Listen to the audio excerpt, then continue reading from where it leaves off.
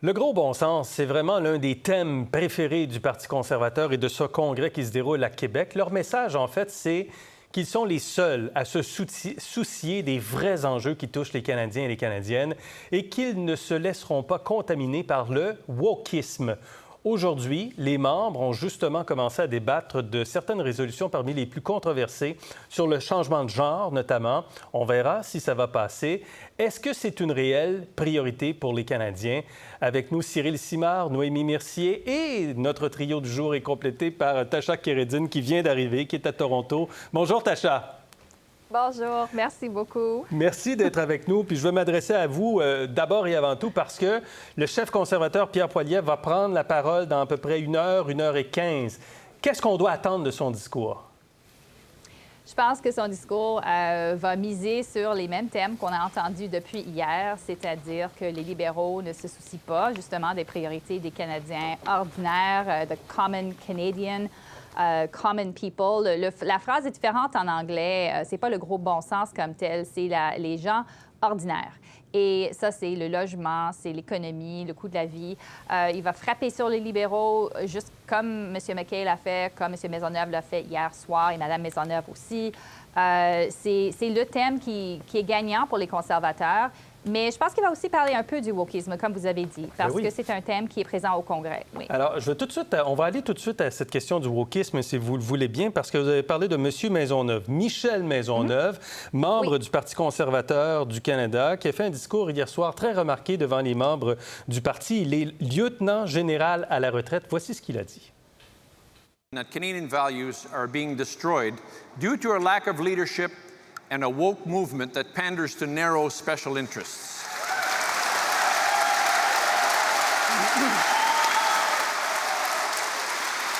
The last 8 years have seen Canada falter. Our country has been led by our government that has been focused on virtue signaling. Alors, wokisme. D'abord, Noémie, petite définition, Noémie. Petite définition et petit défi, hein, parce que le wokisme, c'est tellement un terme fourre-tout qui est autant employé par ceux qui le dénoncent que par ceux qui l'endossent, mais qui regroupe un ensemble de, disons, valeurs ou d'idéologies qui penchent du côté de l'inclusion des minorités, qu'elles soient ethniques, qu'elles soient sexuelles. Puis en même temps, juste en vous disant ça, j'ai l'impression de caricaturer et de réduire parce que c'est beaucoup plus complexe que ça. Puis, dans la bouche des conservateurs, c'est un terme qui est péjoratif, mais dans la bouche de ceux qui l'endossent, bien, c'est un combat pour les droits de la personne, puis pour l'inclusion, puis l'égalité de tous. Oui. Vous en pensez quoi, Tasha? Bien, je suis d'accord que c'est un couteau à double tranchant ou un mot à double sens parce que, justement, dans les conservateurs, c'est une arme. Les résolutions qu'ils ont sur des questions dites woke, vous avez dit, sur la question de l'éducation des jeunes en ce qui a trait au genre. Il y a d'autres aussi sur des choses aussi qui diraient l'environnement, par exemple. La taxe sur le carbone, ils trouvent ça woke. Alors, ça peut être très large. Mais d'habitude, ça veut dire que le wokisme pour les conservateurs, c'est que le gouvernement vous dit quoi faire, qu'il ingère dans les domaines où il ne devrait pas ingérer. Et c'est là où ça diffère. Ce n'est pas vu comme quelque chose de positif ou affirmatif des droits d'égalité. Et Cyril, c'est une priorité pour, vous pensez, pour les Canadiens? C'est un discours qui résonne. Ça parle aux gens de faire une guerre au wokisme? Ça parle à certaines personnes, évidemment. C'est à clair. De plus en plus de gens? C'est plutôt... Peut-être, mais je pense que c'est plutôt minoritaire. Globalement, puis il faut regarder les réseaux sociaux, il y a une montée, c'est clair. Il y a aussi, il faut se le rappeler, des organisations bien structurées qui soutiennent ces discours-là, qui rencontrent des politiciens, qui influencent à différents niveaux. On l'a vécu au Nouveau-Brunswick récemment, on l'a vécu en Saskatchewan.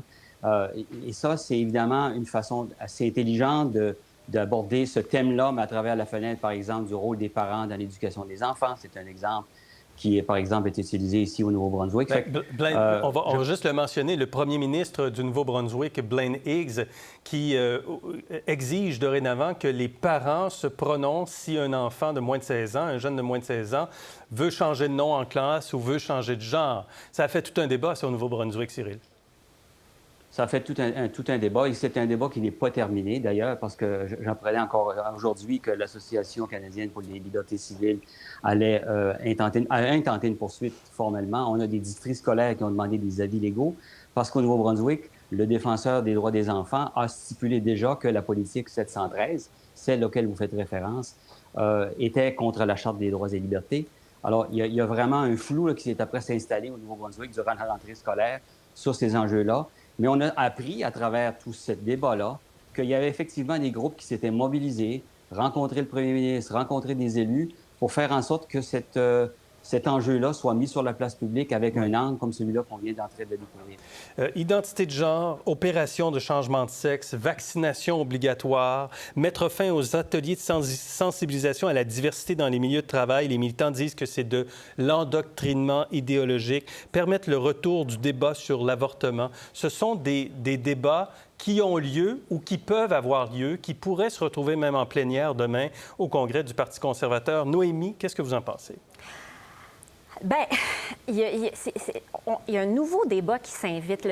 L'idée, par exemple, de remettre en question le droit à l'avortement. Bon, mais ça, on a déjà joué dans ce film-là. On a vu ça sous des précédents chefs conservateurs. Ouais. Là, cette nouvelle préoccupation pour l'identité de genre, c'est ça qui est nouveau. Puis, c'est importé des États-Unis. C'est ce qu'on a vu, par exemple, je veux dire, c'est importé directement de ce qui s'est passé en Floride et dans plusieurs autres États américains où il y a des dizaines d'États américains qui ont passé des lois pour restreindre les droits des personnes trans, qu'ils soient des enfants ou pas. Puis, ce qui est frappant, c'est qu'au Canada, on a vu pendant des années, le Canada était à l'avant-garde des droits des minorités sexuelles. D'ailleurs, cette année, ça fait 20 ans que le premier mariage entre conjoints de même sexe a eu lieu au Canada. C'était en juin 2003. Ça avait été légalisé dans l'ensemble du pays 2 ans plus tard. Mais donc, le Canada était à l'avant-garde de ces droits-là. Et là, c'est comme si on considérait la minorité trans comme quelque chose de distinct qui n'aurait pas droit aux mêmes protections. Puis, ce que je trouve très préoccupant, c'est qu'il y a des sondages qui montrent que les mentalités au Canada se durcissent envers les minorités sexuelles, notamment envers la minorité trans. Un sondage Ipsos qui a été publié en juin de cette année dans 30 pays. Au Canada, le soutien pour le mariage de même sexe, pour la parentalité entre parents de même sexe, pour l'adoption par des parents de même sexe, bien, le soutien à ces droits-là décline au Canada depuis 2 ans. C'est quand même préoccupant. Okay. Du point de vue de Pierre Poilievre, pour Tasha, cette question-là, est-ce que c'est bien normal que ces débats se fassent ou au contraire, c'est une épine au pied de Pierre Poilievre? Bien, je pense, premièrement, l'affaire de l'avortement, je comprends, n'est pas sur la table à ce congrès-ci. Les autres questions, oui. Mais sur la question trans, c'est intéressant ce que Noémie vient de dire parce que je pense que la raison que ça décline, ça n'a rien à faire avec les États-Unis. C'est à faire avec les parents.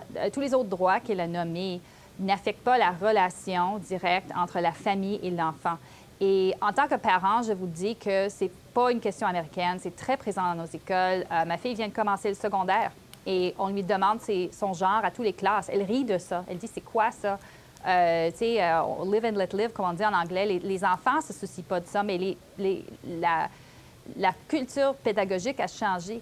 Alors, c'est quelque chose qui est réel dans la vie quotidienne des gens. Et c'est là où Poilievre, je pense, je ne sais pas ce qui va arriver avec la résolution comme telle, mais comme on a vu en Nouveau-Brunswick, 80 des parents disent on devrait avoir un mot à dire. Ça ne veut pas dire interdire, mais un mot à dire. Alors, je pense sur cette question-là que les conservateurs ne sont pas dans la minorité sur la question. Okay. Je vous arrête parce que on a une nouvelle de dernière heure qui vient tout juste de tomber et ça tombe dans le sujet, voyez-vous, parce que la proposition de résolution pour définancer Radio-Canada, proposition de résolution au Parti conservateur dans le cadre du congrès du Parti conservateur, cette proposition pour définancer Radio-Canada a été rejetée en atelier.